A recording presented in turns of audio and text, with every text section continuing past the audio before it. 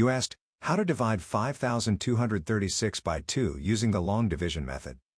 5 divided by 2 equals 2. 2 times 2 equals 4. 5 minus 4 equals 1. Bring down 2, making 12.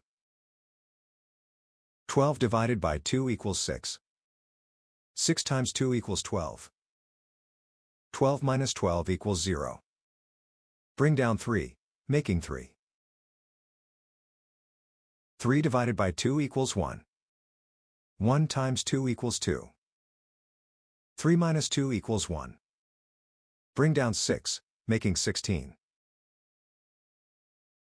16 divided by 2 equals 8. 8 times 2 equals 16. 16 minus 16 equals 0. The remainder is 0.